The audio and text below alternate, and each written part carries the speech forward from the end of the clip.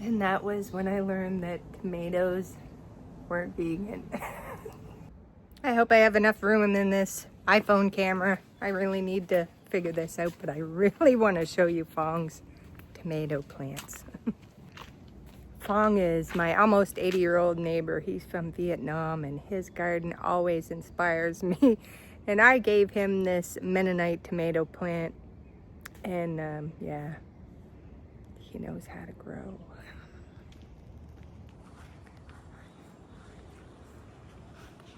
I said, Phong, never mind Jack and the beanstalk. Look, it's Phong and the tomato stalk. But yeah, look at these tomatoes. He mixes brown leaves and grass and soil and tops it all the time, just like his tomatoes over here. I showed you in one garden tour, but I gotta show you again. I'm like, oh, Phong, come feed my tomato plants. Oh, look at you. Look at these.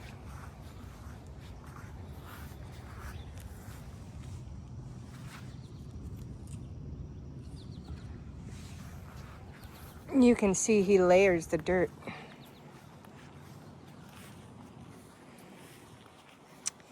Yeah, nice dahlias, Phong.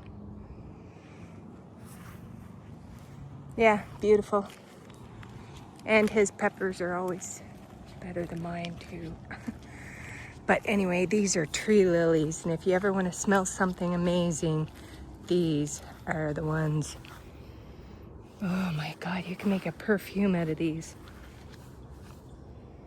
You really can make a perfume from these. They're so amazing.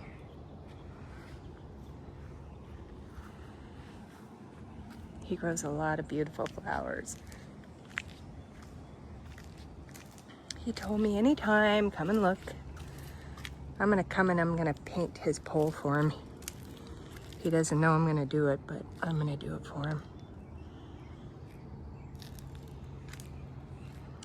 And the baby's breath I couldn't grow. Look at all the baby's breath he got. He's got so much baby's breath, so beautiful. But if you could smell these, they're so amazing. So amazing. I'm sure they make a perfume out of it. There's a black fly in my eye. Anyway, yeah. Phong in the tomato stalk.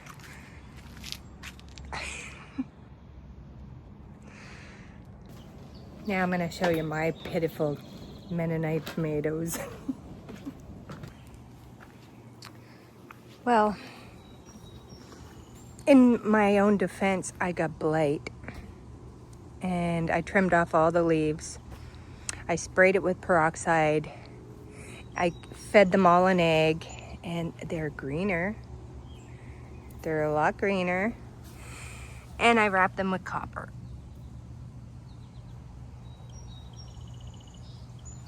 Because apparently copper stabs electrically bacteria.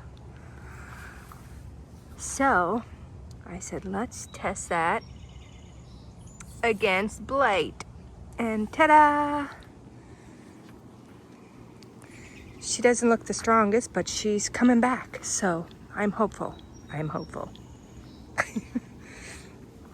And these two that I thought were the same tomato plant, I don't think they are. See, I don't think they're the same. They're not growing the same. So I always get plants mixed up if I don't label them. Sometimes my seeds are mixed up. But anyway, look at this. Oh, she smells so yummy. Smell her, smell her. Story time about a tomato plant. I left Phong, my neighbor, in charge of my garden one summer when I went home to Nova Scotia. he took great care of it. And I came back and I had 3 tomato plants just like that in the middle, but they were in a different box. So they were all close to each other, you know, within a few feet. And I said to Phong, look at this tomato plant. What is with the tomato plant? It's not getting any more sun or water. What it is, it's huge. The tomatoes were huge. And he said, I think I know why. I'm like, why?